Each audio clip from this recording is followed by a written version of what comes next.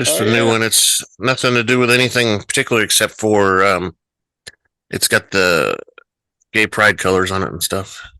Okay.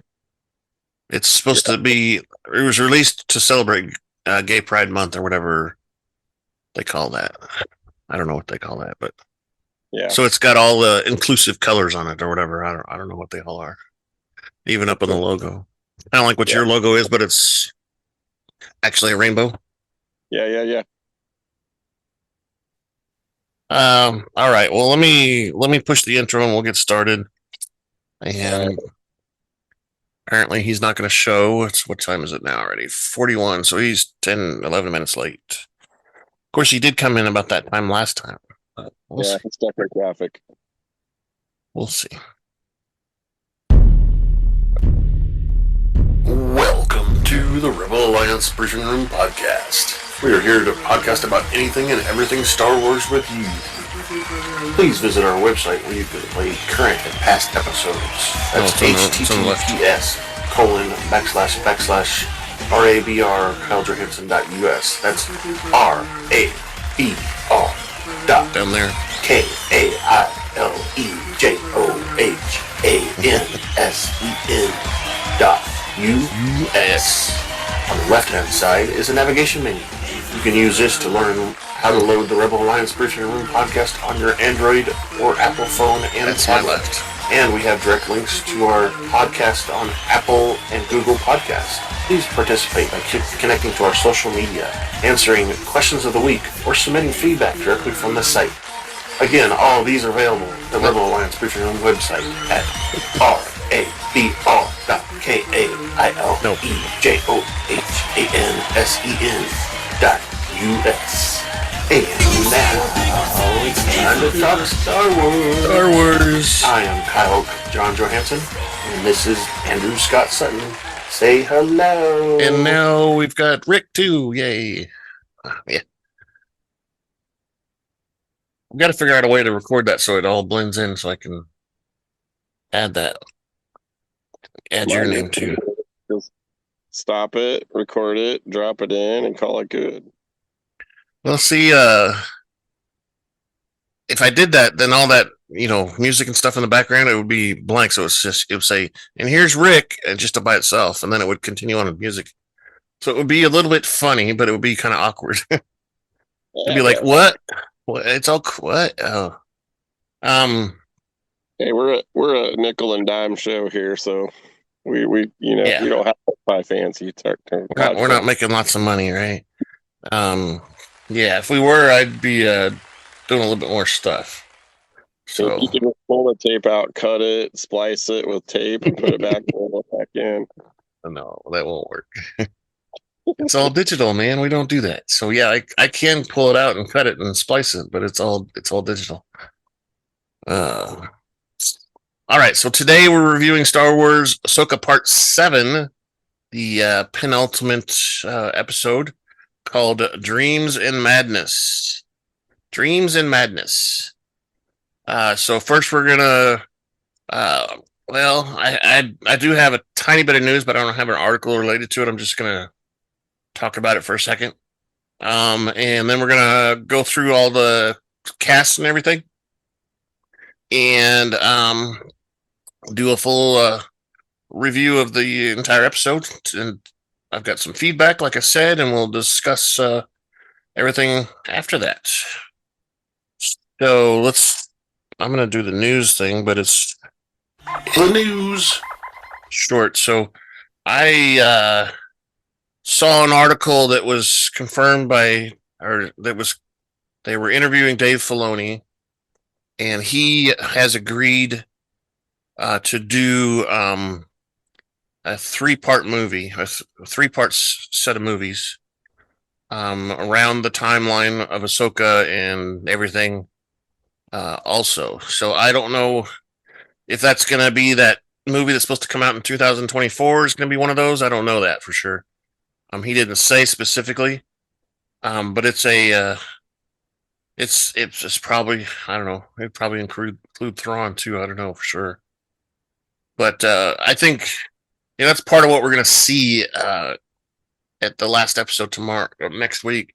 is I think we're going to see the start of Thrawn, having his way with the galaxy that we're used to. Because he's supposed to be what brings in the new order, the yeah, second order, third order, whatever they call it, first order. Yeah, that's it. So that's really what my news was. It was just a short thing. Like I said, I don't have the article anymore because I couldn't find it. But I think that's pretty exciting that we're getting possibly more movies.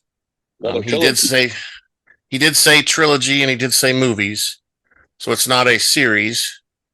Um, and I also saw that once the season the trilogy is already written. That's what he said. Dave Filoni's already written it, and the same with season 2 Ahsoka. It's already written. Sweet. Now season 2, that doesn't mean they're going to skip it or not, but it's supposed to be because of writer's strike. Even though it's already written, it doesn't mean that it's going to get done in time or anything. Like usually they go every other year on these things. The way it works, like kind of like the Bad Batch. Hopefully we're going to get another Bad Batch next year, but they may skip a year. Yeah, they've done that before. They've done that before. So, anyway, that's the brief news. Spoiler alert here. The news. Yeah, so that's what you were looking for, wasn't it? That means that we're going to be talking about the episode, and if you haven't watched it, you're going to be spoiled. We don't want to spoil you, so go back and watch it. The encouraging part about the writer strike is the writers haven't made any money, so they might be a little more motivated to put some stuff out a little quicker than they might have anticipated. So, well, I mean, the interesting part about the Filoni stuff is, like I said, he's already written most of the stuff he's announced. I think even they were talking about the movie that he was going to produce in 2024 or 26 or whatever the date was. He said he had already written that one too. They were just waiting for, to get into the queue. Production queue. So, that's a good thing too. But stuff like Andor and Mandalorian, those are, could be delayed. I don't know. I think the Mandalorian's written. They're just waiting for people to come back so they can start production too. But well, they might do more than one to kind of get caught back up in the rotation too. So yeah, that'd be nice. That'd be nice. I'm getting tired of, like, usually in the summer there's a long break. There's like a 2 or 3 month break. I'm getting tired of that break. Let's fill it in with something. Yeah, I would say that might be what they do, is kind of fill it in to at least get back to the rotation that they would like to do, but until they caught up. Exactly.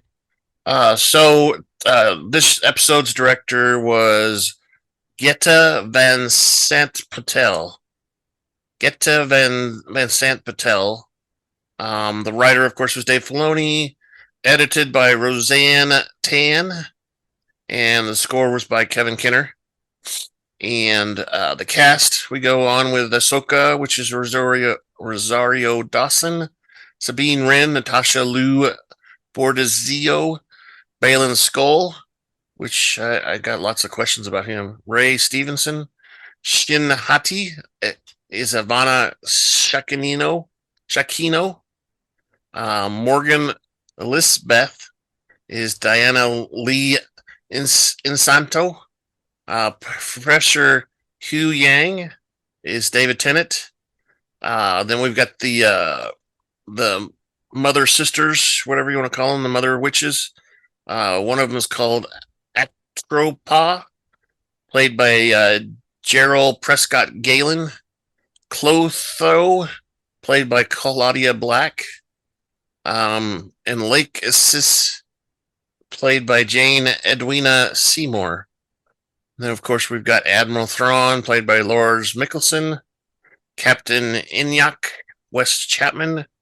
Ezra Bridger, Iman Estefandi, Mon Mothma is in here. We've got, which is uh, Genevieve O'Reilly, Senator Zenoy, I don't know, Nelson Lee, Senator Maywood, which is one of those two that was sitting beside on the other side of her. I can't remember which one it was.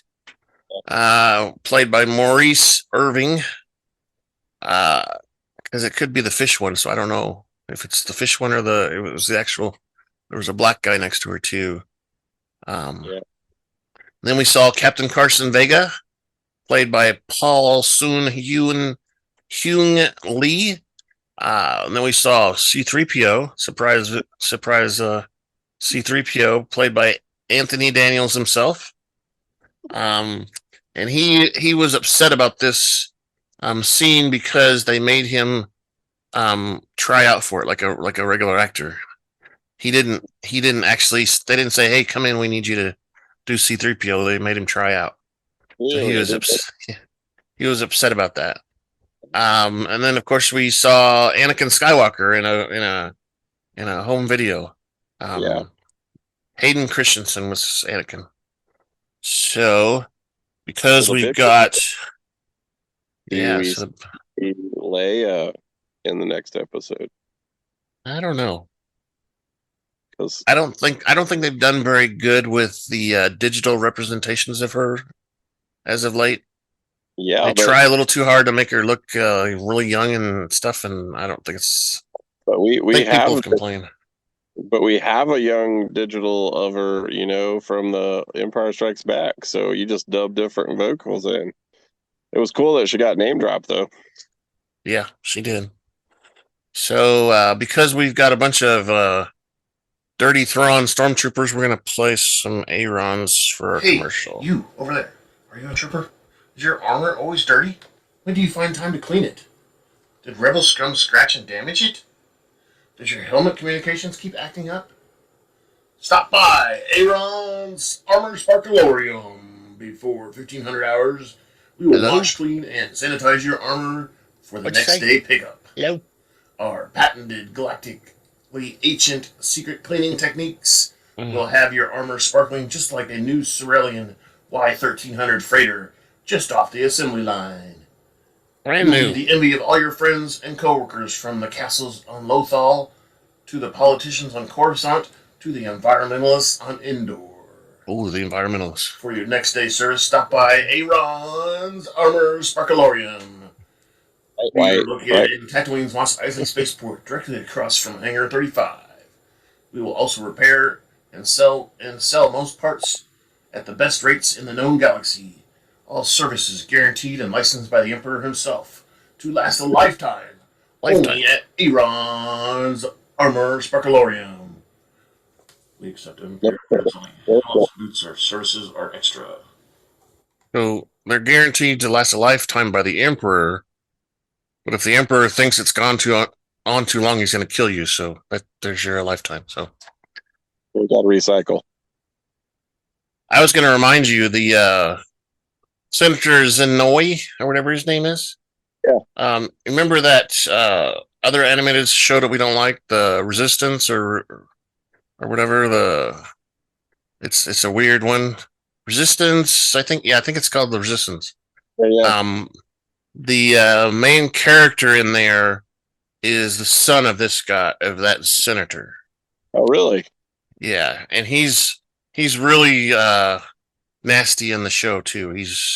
He doesn't think his son is going to be a Jedi or any whatever. Oh. Like I said, you and I have not really watched that show because it's pretty bad. Anyway, that's a tie-in. That make it interesting, but all right. So again, we're doing Ahsoka. It's called Part 7, Dreams and Madness. Originally aired September 26, 46 minutes long. And it's the same timeline, 9 before the Battle of Yavin, which I thought was interesting too, because they talked about the timeline a little bit in here too. Ahsoka and Ezra Sabine and Ezra kind of went over that the Death Star was exploded at the Battle of Endor and this and that and stuff. So, what that means is it's time to grab your favorite beverage and pull up a chair because we're going to talk Star Wars in the Rebel Alliance briefing room. Yay! Applause. There we go. Yeah, this is a really good job of tying a lot of things together, I thought. Yeah, it's pretty cool. All right, so let's start from the beginning of the episode. We're at the hearing on Coruscant. You get a little scene with all the buildings and stuff so we know where we're at. General Hera Syndulla stands in the middle of the courtroom, and Chancellor Mon Mothma, Senator Hamato Zenoi, Chopper, Captain Carson Teva, and other senators and military personnel are there. Zeno says that they cannot simply allow a New Republic Defense Force general to go around acting as if they're still a rebellion. Because that looks bad, you know. Public doesn't like that. They're all going to get scared. Oh. He emphasizes that the New Republic is a government with rules and laws, which Syndulla has no problem bending to fit her personal agenda. I'd like to argue that most of the management should kind of do that a little bit. That's how they got up there in the first place, right? Yeah. Syndulla responds that she was defending the people of the New Republic in the best way that she knows how. When Zenoi reiterates that she disobeyed direct orders, she responds that she protected the New Republic by disobeying him only. Only him. Only him, because he's the one that gave the order. The causes murmuring among the senators and officials. So they're all kind of like a like a TV show. Ooh, she got him. Mothma asks Zenoi if they can agree that there was an incident on Sietos, and Zenoi dismisses Syndulla's report as a fairy tale, expressing disbelief in notions of Jedi, false Jedi, star maps, pergola, distant galaxies. What? Who says those exist? It's not like the telescope shows us, but who says they exist? It's just a little piece of lint on the lens. That's what it is. It's not a galaxy. Figment of her imagination. Yeah, I'm making it up. When Syndulla explains that Morgan Elisabeth was leading a coordinated effort by the Imperial Remnant, Zenoi denies that there's any coordination between the scattered Imperial forces and proclaimed that the Imperial Remnant does not even exist. I wonder if we're ever going to find out if he's part of the Imperial Remnant, but I don't know. Clue, or first thought too, not clue, but like, yeah. So he's denying it because he's involved in it. Either that or he's that naive. He Yeah, could be that. I think he's involved in it. Could be that naive. Broken When mirror. Teva says, "What about the recent events that happened on Mandalore?" and Zenoi dismisses the late Moff Gideon as a warlord acting on his own and denies that there is a conspiracy against the New Republic. Tie-in number one. Except if you believe what they said about him, then there was all kinds of people involved with him too. Yeah. And that's where we first heard about Thrawn too. Syndulla warns this will change if Thrawn returns and questions Zenoi's indifference. Zenoi dismisses Syndulla as a general who abuses her position for the personal gain and recommends that she be court-martialed for disobeying a direct order. While the senators argue about Hera's disobeying orders, we hear in the background, "How rude." And C-3PO enters on behalf of Senator Leia Organa. C-3PO brings a data transcript that Senator Organa hopes will resolve the matter. Mothma motions for a staff to prepare the transcript despite Zenoi's objections. C3PO says the transcript proves that Senator Organa personally sanctioned General Syndulla's Renaissance mission. Oh my God. Renaissance mission to Sietos. Reconnaissance. That's it. Reconnaissance mission to Sietos, and was unaware that Senator Zenoi had voted against her mission. When Zenoi protests that the court cannot admit evidence from a mere droid, Chopper whistles, "Hey, oh, I'm gonna get you." But Teva motions for him to calm down. He says, hey, just calm down back there. Just calm down. C3PO asks the other senators to direct their concerns to Organa in her role as leader of the Defense Council. So she's in charge of all of them. Okay. Chancellor Mothma thinks that the data transcript satisfies the matter. Zenoi is reluctant, but drops the proposed court-martial, and Mothma dismisses the hearing. Syndulla thanks C-3PO, which the protocol droid reciprocates, saying that, it's his programming. He's just supposed to serve and protect and stuff. You're a droid. I'm just a droid. Nothing special about him. Exactly. He can dismiss me if he wants to. I'm just a droid. Little satisfaction about putting him in his place. So yeah, that was pretty nice.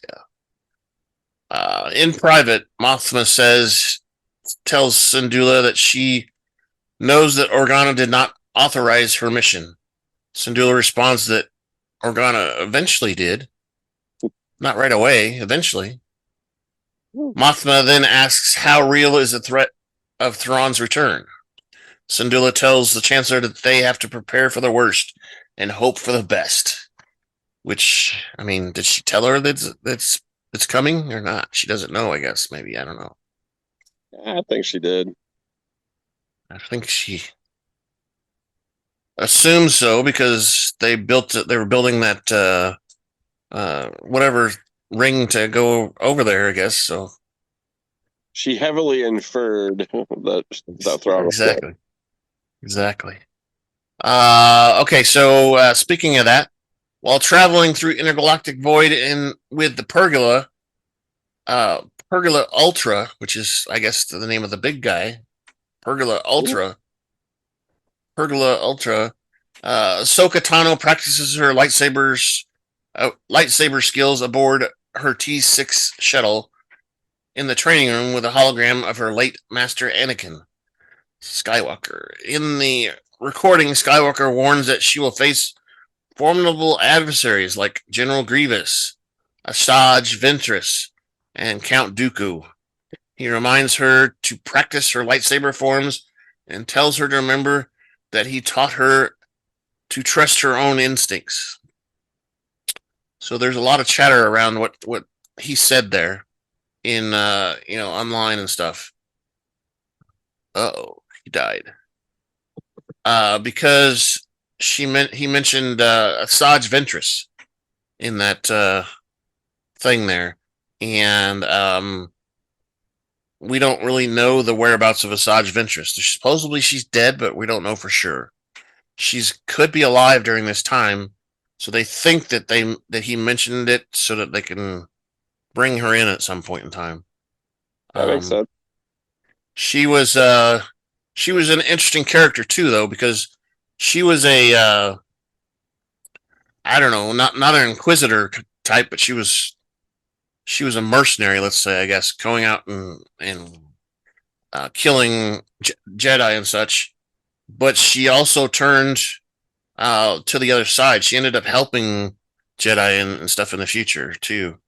I don't know if she ever she was one of those witches too. So I don't know if she ever really became good, but she understood some certain causes and stuff and helped out. Anyway, there's with her. Yeah. A lot of people were talking about that because we haven't heard of Asajj Ventress for quite a while. She was only in the Clone Wars and I think we did see her chasing Omega in the Bad Batch too. She was protecting Omega while Cad Bane was chasing her or something like that. Oh yeah, yeah. I remember that now because I remember the name, but I just couldn't place where it was coming from. Yeah, she that was her. Um, and then there was another girl in there too that wasn't mentioned, and I forget her name, but um, she was actually. There's a lot of rumors about her too because she was actually in uh the Jedi headquarters when Order 66 came through. She was being held as a prisoner at some point. Anyway, moving on. Hanoi watches while Tano explains that he made 20 or more such recordings. Hanoi remarks that Skywalker was thoughtful while Tano says that Skywalker was a good master. The droid tells her that the Purgle are reaching the end of their journey, citing their decrease in speed. At the cockpit, Tano resolves to find Sabine Wren. We're gonna find her first. Is what she says. When Hanoi points out that their star charts would be useless in another galaxy, Tano says that she came with the enemy, and if they find the enemy, they will find Sabine. Luckily enough, they actually came to the exact planet too, which we'll find out here in a second. Hanoi agrees with this logic plan, but fears that the Purgle may have taken them to another galaxy or a different world and system. Tano thinks the odds are good despite Hanoi's pessimism. She kind of gives him a little ribbing and stuff there too, a little bit. Kind of teasing him a little bit. Oh, I had all the time. What's wrong with you? I thought you told. I told you. So I did tell you. The two watch the Purgle exit hyperspace, and Hanoi activates the scanners, and Tano senses something is wrong. You know, because things are exploding outside. It's her spidey sense. Spidey sense. Things are exploding. Something must be wrong. As their T6 shuttle exits the Purgle mouth, they discover that the pod of Purgle have flown into an Imperial minefield deployed around their arrival point. Hanoi advises Tano to steer their ship towards the planet Perdia, where the minefield ends. Though Hanoi thinks the space whales will provide them cover until they get there. But the Purgle respond by jumping into hyperspace. They're like, dang it, I'm tired of these things blowing me up. Yeah. I came for a massage, and this is not what I would look for. Exactly. Hanoi advises, okay, the respond by jumping. Tano manages to dodge the space mines, and the two sight Elisabeth's hyperspace transport ring, the Eye of Sion. When the Eye of Sion deploys several starfighters, Tano flies the ship through the debris field, the graveyard.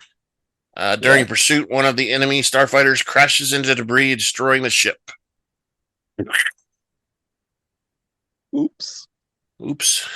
In the tower on Perdia, Thrawn walks into the rotunda, and Captain Enoch's hologram appears in front of Thrawn.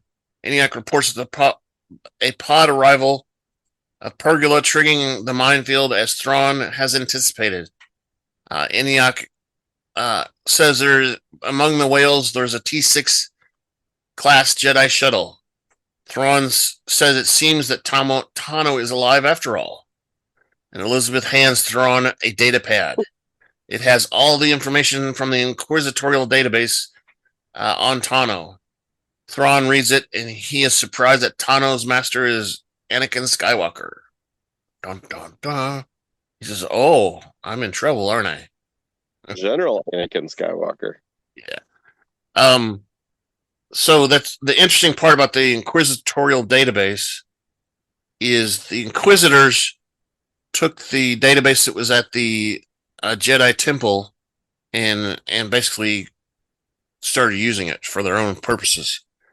So you remember in the Mandalorian when they're walking through that those headquarters for the Inquisitors or whatever, and they had all that stuff, things on display and whatever. So they basically were continuing to,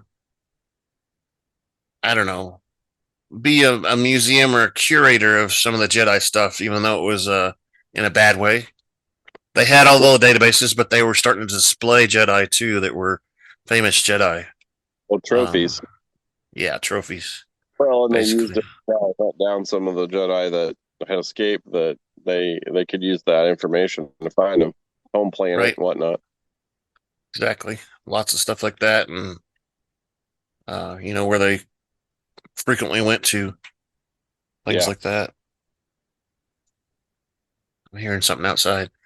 Thrawn asks whether he is sure there's only one starship, and Inyok says there's only one, and that their fighters have engaged the target and pursue it into the debris field.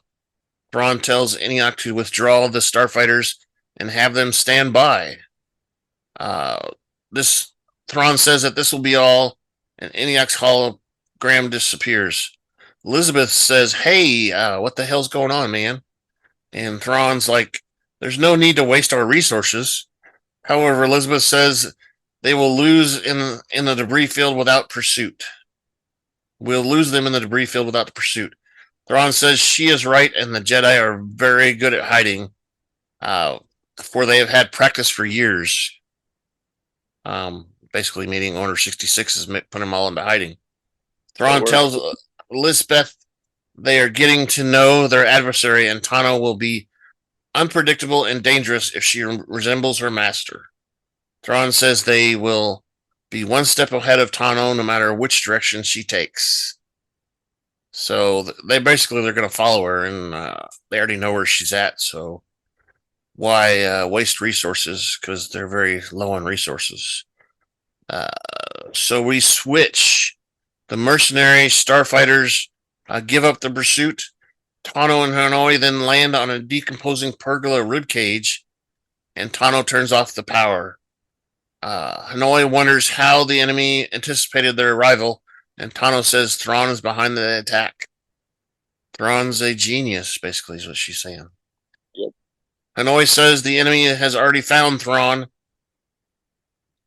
and Tano agrees. Hanoi says he will run scans to see if he can find Wren, which they're probably too far away, or there's too much debris or something. So we go back down to the planet. A caravan of pod-shaped homes of the Noti moves slowly across the plain. Bridger and the Noti pilot the largest one, and the Noti climbs down. And when Wren comes up to take his place, a Noti child waves at Wren. Hello. Hello. Bridger tells Wren that that he is still processing everything she has told him, and talks about the defeat of the Empire at the Battle of Endor, and asks if the Emperor died, and she says, "That's what people have said." We don't know. I don't know. People have said that, but there's a movie down there that might tell you what's going to happen. No proof. Bridger also learns about the New Republic, and that what's his name, Zeb, is training recruits. Syndulla is commanding a fleet, and Bridger says he missed everything. This sounds like fun stuff. I missed it. Wren says it has been a while, and that she was beginning to think that they would never find him. Bridger asks Wren how she found him because she never said. Wren says it's complicated. Bridger says they can talk about something else. Focus, pocus. Hey, that was a really good thing though on that too, because everybody's been wondering where Zeb's been. So I think that was a kind of a genius move about putting that in there, saying he's training. So, well, we saw Zeb At the Oh end of the my! No, it was in. It was in. Was it in the Mandalorian or was it that was in the Obi-Wan Kenobi thing? No, it was the Mandalorian because that's when they got the yeah, robot up above. it was at the So best whenever the I can't think of his name, the captain, the X-wing Captain captain. Captain Teva. Yeah, Teva. And Zeb comes up to the bar and talks to him, and then it kind of ends that way. Yeah. So that's when people were like, "Where's Zeb? Why is he not in here?" So I think they kind of have thrown that in there to kind of placate some people, maybe, because I'm sure it's that CGI stuff is probably not easy to do and nor cheap with his character. So Could be. It could be a whole costume thing too. I don't know. uh, I don't know. so I think they probably mentioned him because he's probably going to show up later. well, that could be too. But I mean, people have been asking about it, so this was kind of their way to Yeah. maybe them for a little bit or a few episodes. So, but it could be foreshadowing that he's going to be coming up too. So who knows? Yeah, and they have his whole name in here too. It's Gara Zeb Aurelius, his actual name. He says he missed everything. Wren says they never find him, and it's complicated, and they talk about something else. So Wren tells Bridger that Tano took her on as an apprentice. Oh, what? Oh, you? What? Oh, congratulations. I mean, he says it makes sense because Wren had trained before, but he's confused because she doesn't have any force senses. Bridger asks whether Tano is coming or not, and Wren does not answer. So Bridger asks if it's complicated, and Wren nods. Meanwhile, Skoll and Hati and the gang of red armored bandits watch the caravan on the hilltop, all sitting astride howlers. And then we go back to the starship. The three red witches enter the rotunda, and Thrawn tells the Great Mothers that he needs their assistance again.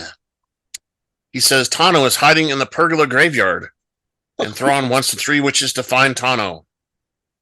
The Great Mothers unclasp their hands, and three floating orbs hover, and a holographic tactical display. The orbs project red beams of light that connect them, forming a triangle over the hologram. And you see Elisabeth is chanting in the background as well, because it's a holy ceremony, I guess. It's a witchy witch ceremony. That kind of power thing. On Tano's triangulating the location. Yeah, I thought that was funny too. GPS. Where's the location? Oh, but that was the same triangle that went around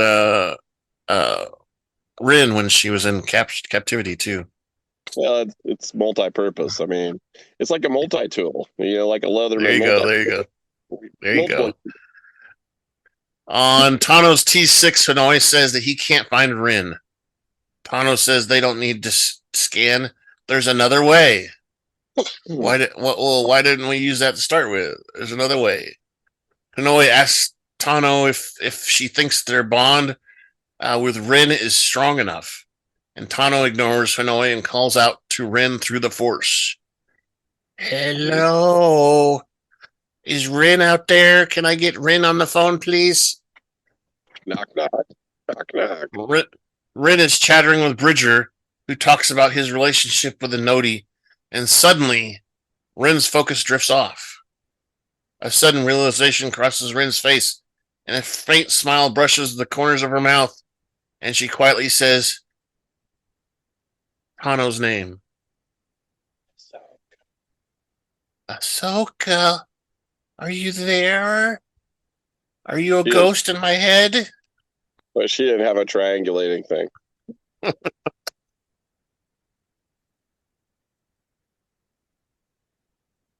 Elsewhere, the Great Mother Clothro smirks and says she has found Tano in the rotunda. Well, they're in the rotunda looking at the map and stuff. We found her, and the red beams converge into a T shape. She's there. She's right there. She's right there. There. We don't know how she's right there, but she's there. Because they use the triangulator. And the witchy force. They had the ceremonies and force and that stuff. The red beams, T-shaped cross points towards a location within the debris field. Thrawn calls Captain Inyok. Hey, buddy.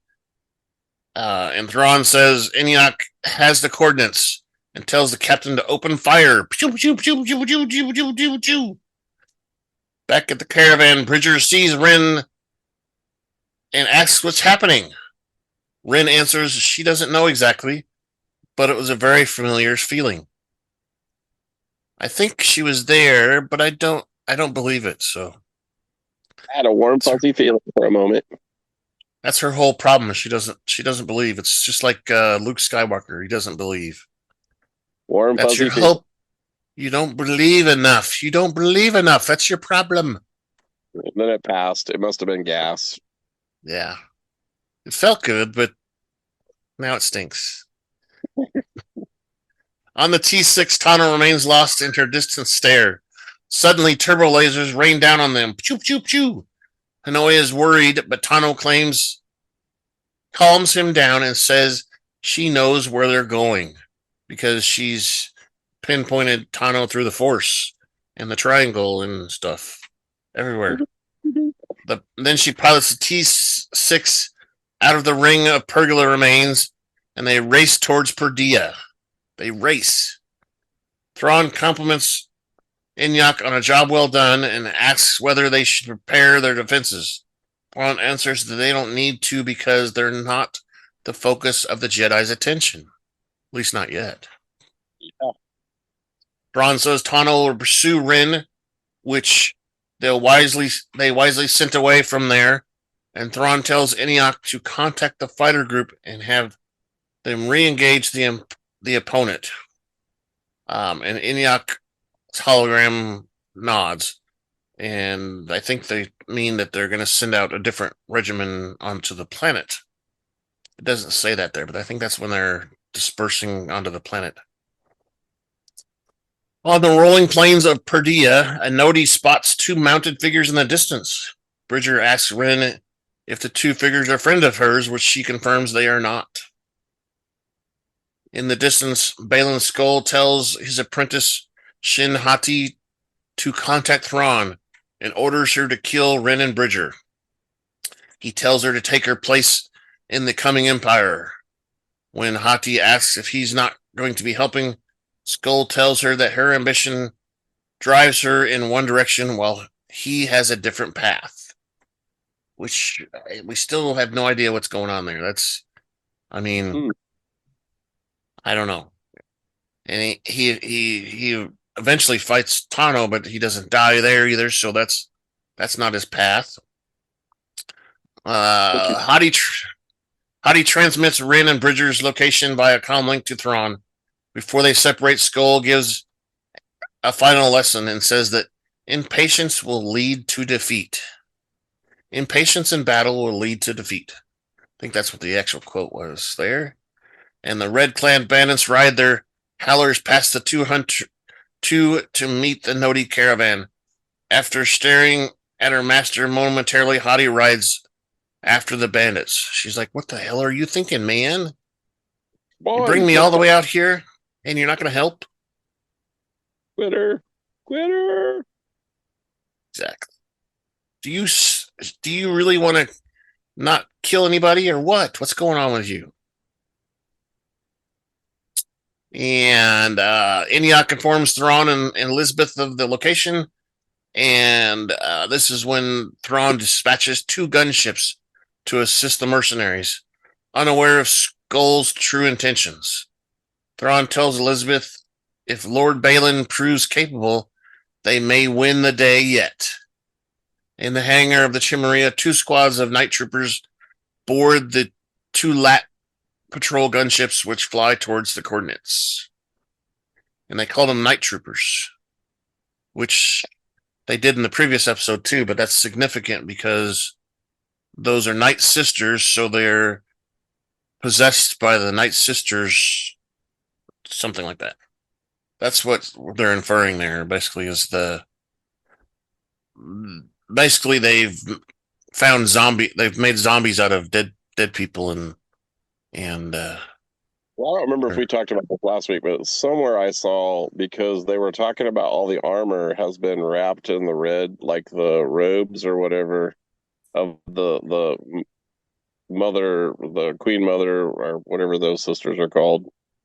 yeah, yep. Red tape is what they said, but it makes more sense. It's red from the robes, because she's basically keeping them alive, I guess, from the spells or whatever. Yeah, and then something else that I saw somewhere was like that cargo that they were loading.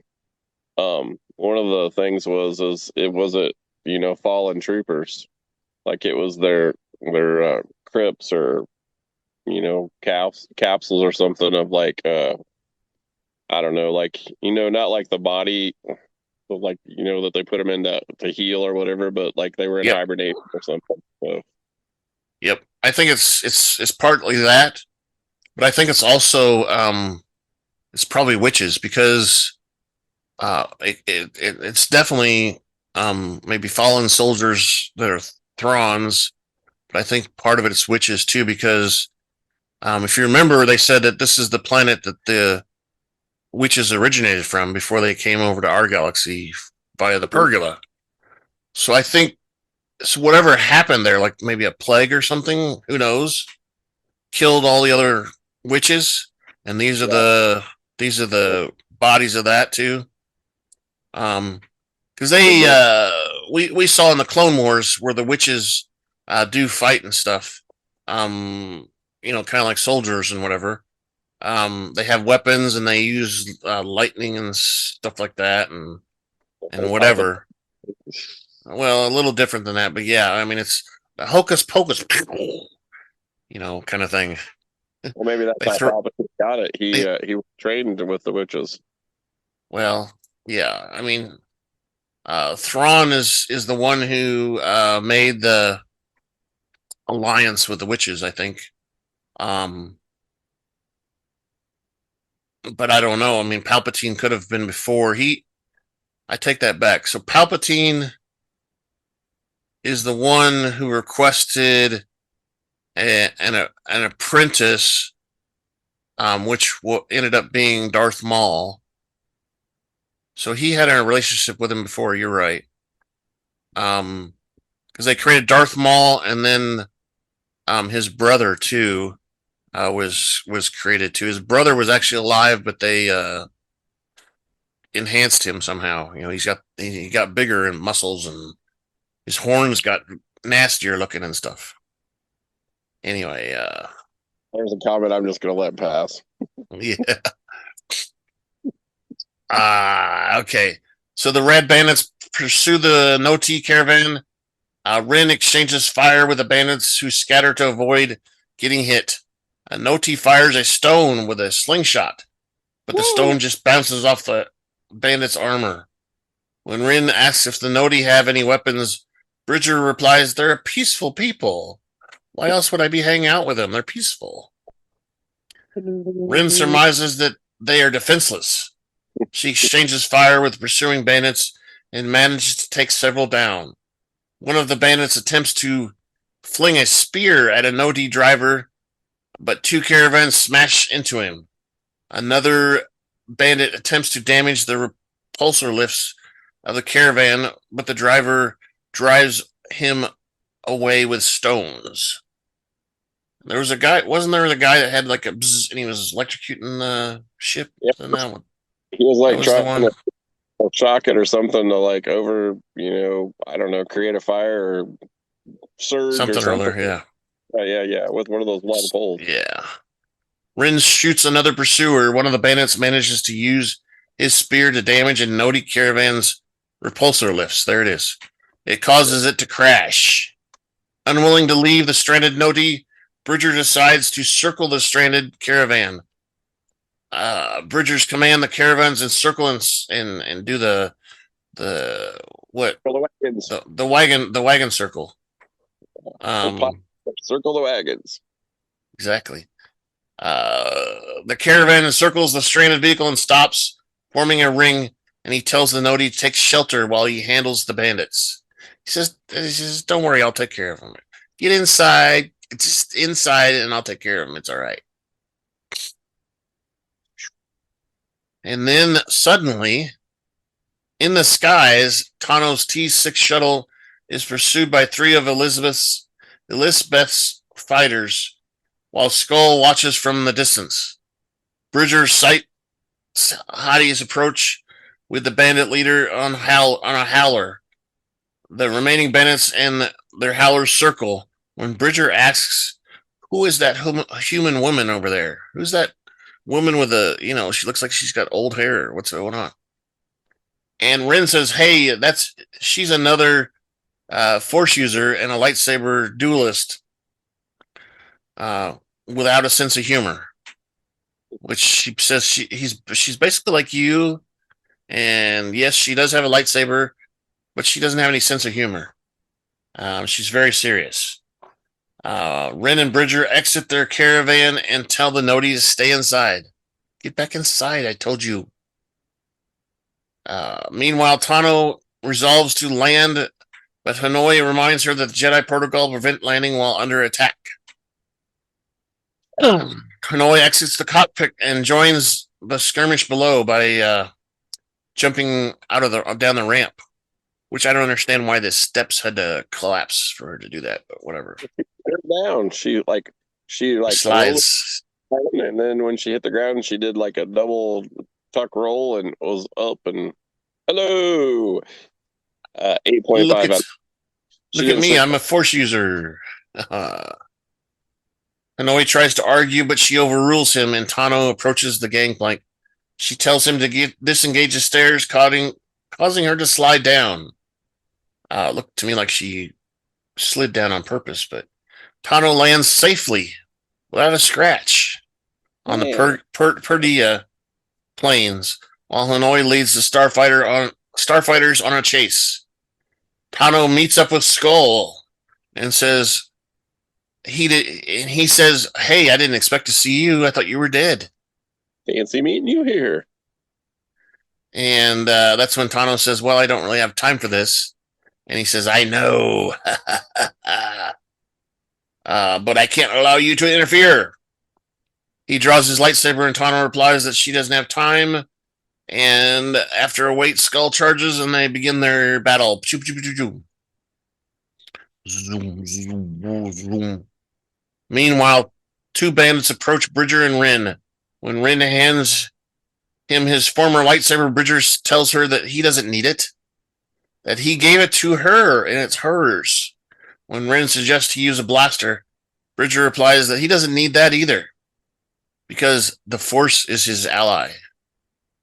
I have the Force is my ally. When Wren disagrees, the 2 tussle with the bandits, while Bridger engages in physical combat. Wren fights with both her blaster and her combat skills. Tano fights Skoll with both of her lightsabers, and the battles are about pew pew pew pew pew pew pew, stuff like that, right? Both are evenly matched, and Skoll says, "You'll never defeat me," something like that. The Noki knocks out one of the bandits with a rock. After tussling with a bandit, Bridger uses the Force to hurl one of the bandits across the caravan. Hati attacks him from behind with her lightsaber, and Bridger dodges her strike, but she managed to cut off a lock of his hair. You see his hair smoking and stuff. Bridger tells her it was close before engaging in physical combat. Wren fights. Yeah, he needs a haircut anyway. Wren fights with the bandits before impaling him with her lightsaber. She joins Bridger to fight Hati, who is now outnumbered. Not really, though. Yeah. However, Thrawn's gunships soon arrive when Bridger tells Bridger to take her down. Hati, however, manages to use the Force to hurl Bridger against the caravan, while Wren engages Hati in a lightsaber duel. Tano and Skoll continue their fight, and Skoll manages to gain an advantage and knocks Tano to the ground before he can strike. Oh, here comes Scott. He's just at the end. That's how exciting. Strikes her down. He deflects his blade with one of her lightsabers. After parring, Skoll tells her she can't beat him, that she does not have what it takes to win. Scott? What? You're an hour late. I'm sick. Oh, okay. He has the Black Plague. Exactly. As long as there's no weird sounds, I think we're okay. All right. Hanoi flies the T6 shuttle down and strafes the ground, causing Tano and Skoll to scatter. He shoots some sort of repulsor blast or something, not a real weapon. Hanoi leads the fighters away while Tano takes advantage of the smoke to escape. Skoll reflects in silence before continuing on his own quest. Which, what the hell is that quest? Come on! Elsewhere, Bridger reassures the Noti he is fine and tells them to take shelter. The two gunships land near the convoy and dispatch several armed night troopers. An Imperial drone circles above. Back at the fortress, Thrawn orders the two teams to use counter encirclement tandem, whatever that means. Though Elisabeth is confident of victory, Thrawn notices that Skoll is missing. What? Where's our mercenary? Where's our bad guy? Where'd he go? Elsewhere, Wren and Bridger fight with Hati when Wren uses her flamethrower to drive off Hati as Bridger pulls her back at the same time. It's kind of a weird thing there. Hati orders the Imperials to destroy the fugitives, and Bridger offers diplomacy. Hey, can't we talk about this? This is a good time to talk, right? Let's talk. Yeah, But Hati orders the night troopers to shoot. Before they can, Tano rides in on Skoll's howler and saves the day. Oh, supposedly. A skirmishing ensues with Hati and Tano and their lightsabers. Pew, pew, pew, pew. Pew. Tano throws her to the ground with the Force. Watching from above, Hanoi remarks that his friends are back together and they hope they will survive this skirmish so he can witness their friendship or something weird like that. Wren fights. The gang's back together again. Wren fights several night troopers, taking down several with both physical combat and her blaster. Bridger also battles with the Imperials using his force powers and stolen blaster. Wren hurls a grenade at 3 night troopers, scattering them. Watching the battle grid, Thrawn speaks favorably of the combat skills of his Jedi opponents. He orders that the gunships be recalled and terminates the aerial pursuit. Of course, Elisabeth is like, what? But Thrawn explains that these are unfortunate but acceptable losses in the absence of Lord Ballyan. Thrawn thinks that in the grand scheme of things, this fight with Tano was a success. And then Elisabeth is like, what? She says she only sees their enemy being reunited and growing stronger. Thrawn reveals that the skirmish was a distraction from his plan to transfer the cargo from the Night Sister catacombs aboard the Chimeria. A distraction.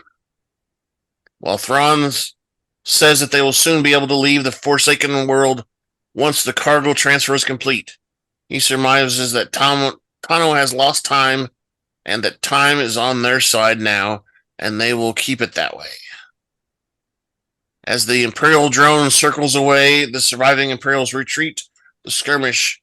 Wren shoots retreating night troopers, but the others are aboard the gunships, and Tano appeals to Hati, asking her to surrender, offering to help her. And Hati gives a tense, pained look before fleeing away on her howler. She's like, what the hell, man? I don't like you. Wren wants to pursue her, but Tano motions for her not to. Tano is revealed to see Wren survived and embraces Bridger. The two laugh with joy. Oh, I'm so happy we're all together again. When Bridger asks Wren if she thought Tano was dead, Wren quips, she was wrong. I guess I was wrong. I thought she was dead. That's why I got here in the first place, because I thought she was dead. Hanoi arrives. Warm fuzzies all over. Hanoi arrives in the T6 shuttle and Bridger introduces Tano. Bridger introduces Tano. To who? To Hanoi? I don't get it. I think it's the other way around. Tano introduces Bridger to Hanoi. I think so. The Nodi leader tells his people it's safe to come out. Come on out. We defeated them. Bridger speaks with Wren and Tano, telling them that he gets a feeling that he'll be coming home after all. Which, I mean, that's great, but maybe. I don't know. They don't have a way back still. They still don't have a way back. The friends in the Nodi watch Tano's T6 shuttle encircling above. And that's when the credits roll. And I have a little bit of feedback here, so I'm going to push the feedback button. This one right here. Feedback at KyleJohansson.us. That's feedback, KyleJohansson.us. All right. So this was on Blue Sky. You know, Scott thinks I have a licensed agreement with him or something.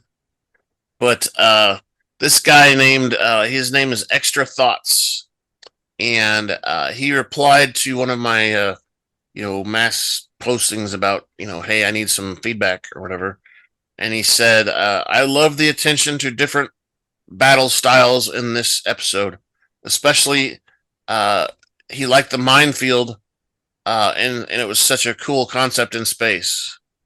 He loved the force fighting style and felt more akin to the Jedi peaceful defense nature. Plus, it was cool seeing the intricacies of Ahsoka's early years with the recording, of Anakin.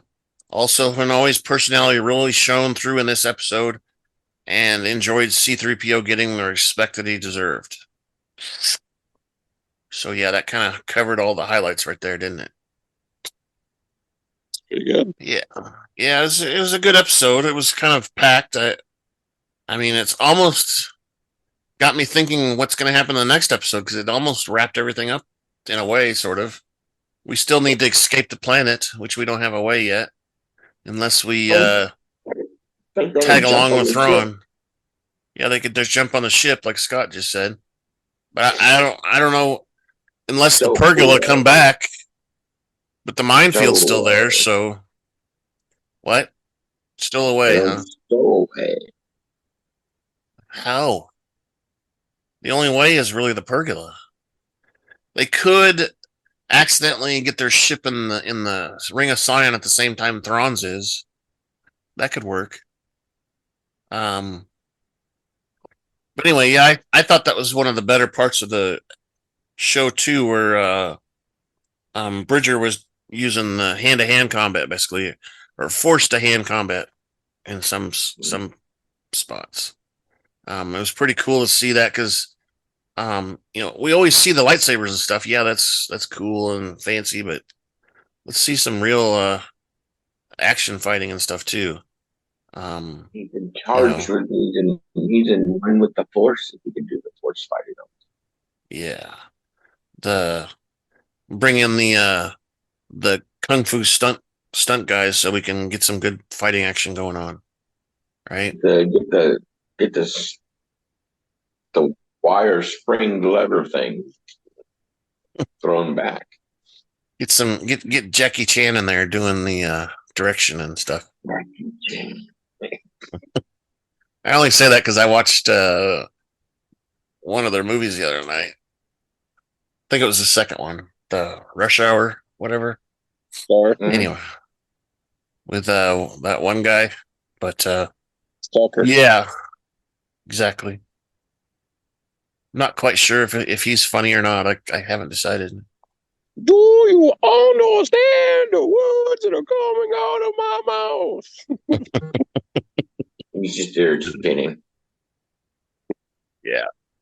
So, any insight on the episode, Scott? What did you think of it?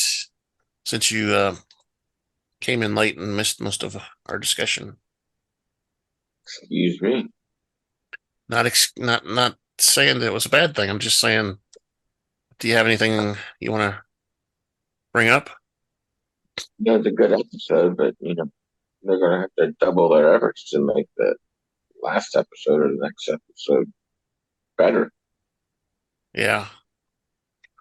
Well, I mean, it'll probably be one of those feel lucky episodes where everybody's like, "Oh, we're all back together." Don't let me down now. And the escaping is going to be a little side thing. Oh, let's figure out how we're going to get out of here now that we've all kissied each other. Oh, Yeah, but ooh. if we're gonna do a season 2, maybe they don't escape yet. That's possible too. I was kind of thinking that from the beginning as the episode ends. The next episode ends when they're when Thrawn escapes. And I say that because the legend is that Thrawn goes back and basically decimates the New Republic, so that they have no defense against the New Order. He's the reason that the First Order takes over, is because the New Republic is vulnerable after he decimates them, basically. So I'm wondering if that's going to happen. If second season is going to be part of that, and them trying to get back, because once they get back, that's probably when they defeat Thrawn. Because no one else thinks like Thrawn except for those people, because they know him from the past, right? Well, they're not prepared for it. Yeah, well, they're not prepared at all. Yeah, Scott, I was telling Rick about how the Night Sisters are going to be a big part too. I think because they were pretty big in the Clone Wars stuff. I think they're going to be a kind of like what we were talking about last time. The cargo, are those dead stormtroopers? Are they dead Night Sisters? Are they both? What are they? And I personally think they're. I think they're both. Yeah, but what technology is that? Those evil witches have something up their sleeve. They certainly do. They've got those little orbs. They're multi-tools. But that's kind of weird too, because the one orb is the one that had the map on it too. Yeah, true. They're just like balls.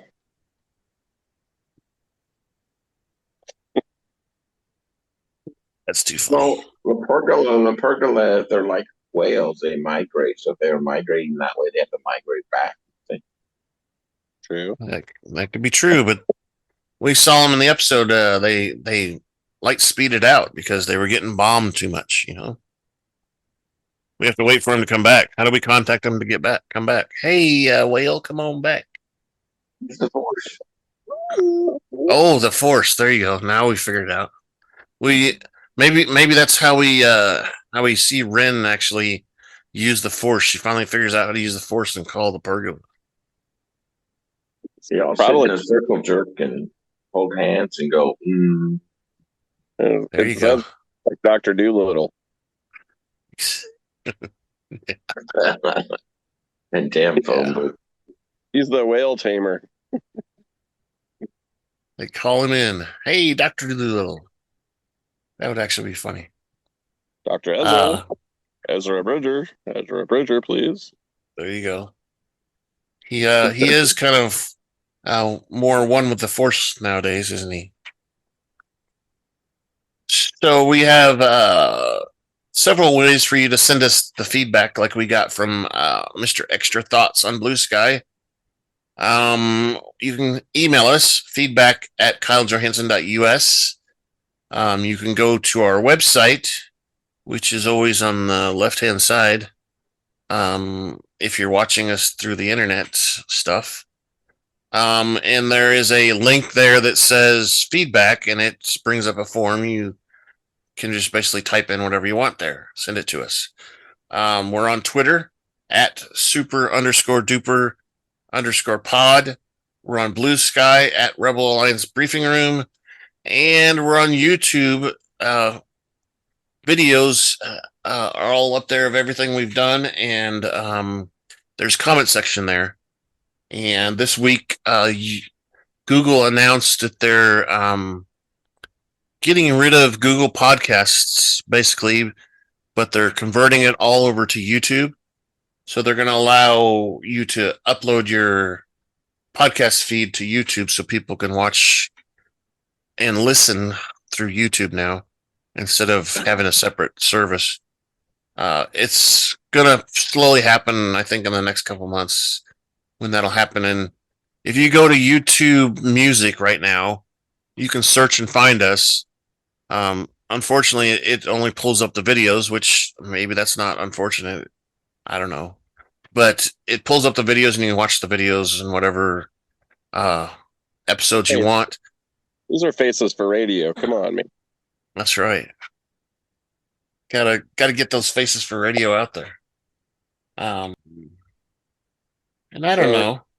So pondering that, do you think, we were talking earlier with the trilogy, do you think maybe there's going to be a tie-in with the Bad Batch and Ahsoka in one of those movies then? It's possible. Is that plausible to tie that in? It is, because in Rebels, they go into the future, not literally, but they, let us see what happens in the future. And there's a couple episodes on it where I don't know, there's a group of clone troopers that are out in the middle of the desert somewhere in a ship with wheels on it, right, Scott? Yeah. And it's got Captain Rex in there and a couple other guys that were I think one of the guys Echo was in there, and maybe one of the other ones from the Bad Batch. I can't remember. It's been a while since we've seen that, but they Ahsoka and them meet them. Ahsoka and I think Ezra and all of them meet them, right, Scott? Do you remember? Yeah.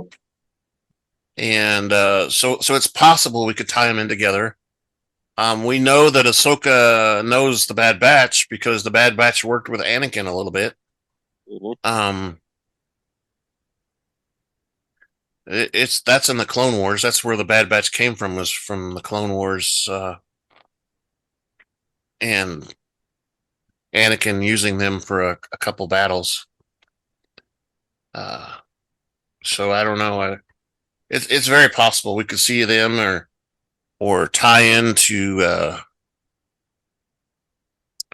I don't know, because from what Wren said, we're past Palpatine dying, which was Return of the Jedi. So it's kind of unwritten territory, really, where we're at, except for what we've seen in the Rebels. It'd be cool if you could tie them all together, like Bad Batch and Ahsoka, and then Mando, and maybe even Boba. Tie it all together in one big thing. Throw a little Moff in there. Have a Marvel superheroes get together. There you go. There you go. with 4 or 5 superheroes in one. Yeah, that sounds like fun. Justice League. There you go. There you go. Yep, I can see that. I don't know. I'm just curious what's going to happen with this last episode. If we're all gonna have a cliffhanger, or if we're gonna actually see, Thrawn being defeated. I don't. I think it's too soon to defeat Thrawn because he has a lot of stuff to do. Well, knowing that there's another season coming out, I mean, because that's kind of what I predicted a couple episodes ago. Now, knowing that there's another season, I don't see that happening. I see him leaving, possibly, but I don't know. It's gonna be interesting. Yeah, Scott, I was telling Rick that I read that Filoni's already written season 2, so it wasn't affected by the writer's strike. So that could be something that if they need to fill in with something, it could be Ahsoka season 2. And he's also announced that he's going to do a trilogy movie series of some sort. Which is already written. Yeah, which is already written. So those are good too. Which supposedly all of the Mandalorians are written too. Because Favreau's writing those, and supposedly he's written all of them, or at least outlined all of them to that point. So you got Filoni, you got Favre, all together looking at collaborating on a movie. Oh man, the possibilities are endless, dude. Favreau. No, that would be interesting if they cross universes and we get Marvel in there and Star Wars in there at one time. Well, you put George in there with Favre, and then Filoni. I mean, look, this is like a blockbuster coming now. They might as well just polish those Oscars up and hand them over because they're going to be ready to be given out. Something needs to get everybody back to the theater. Yeah. Yeah. Well, I don't know about going back to the theater, but maybe it could be potentially. Yeah. I don't think anybody's going back to the theater like they used to. I don't either.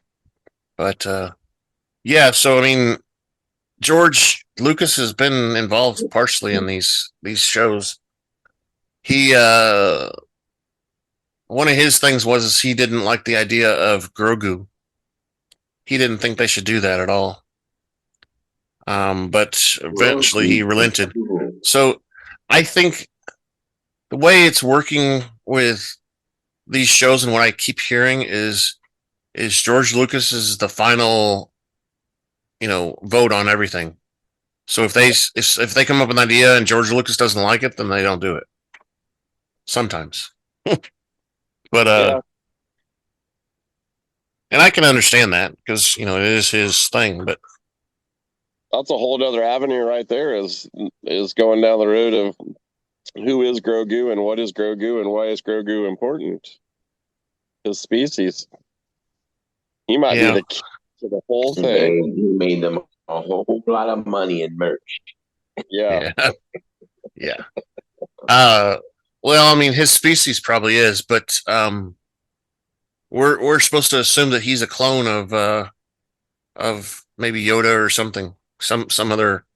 They got a hold of some other species like maybe Yaddle or whatever that was in the Clone Wars too. Yaddle was a Yoda species too. Kind of like they got a hold of Luke Skywalker's DNA, and they got a hold of Darth Vader's DNA and stuff like that. Due to got them all, didn't it? Yeah, getting their arms cut off or something like that.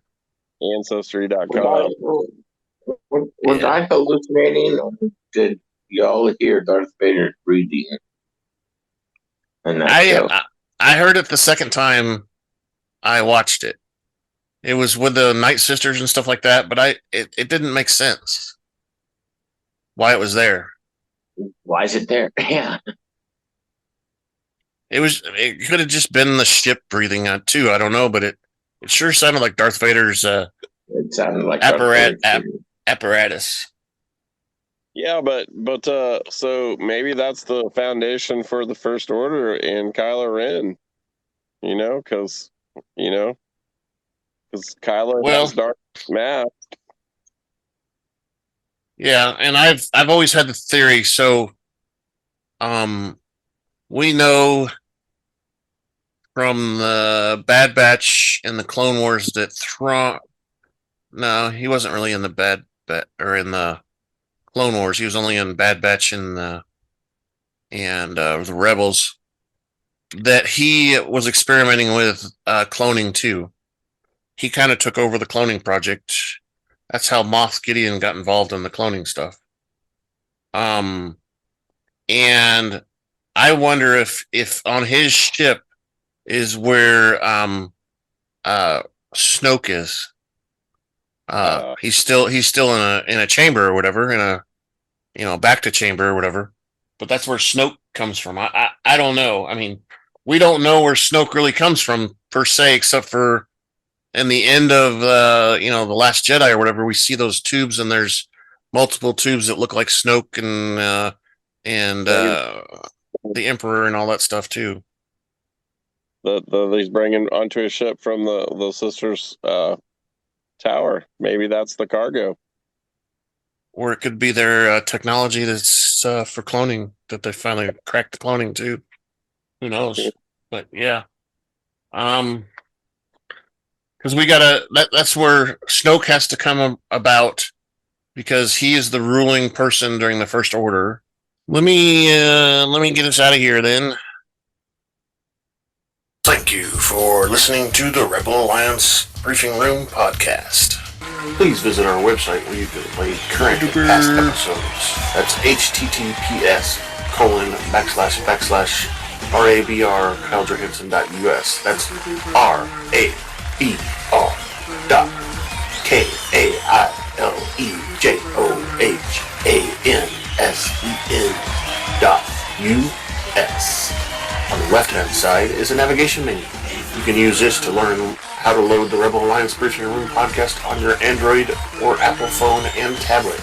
And we have direct links to our podcast on Apple and Google Podcasts. Please participate by connecting to our social media, answering questions of the week, or submitting feedback directly from the site.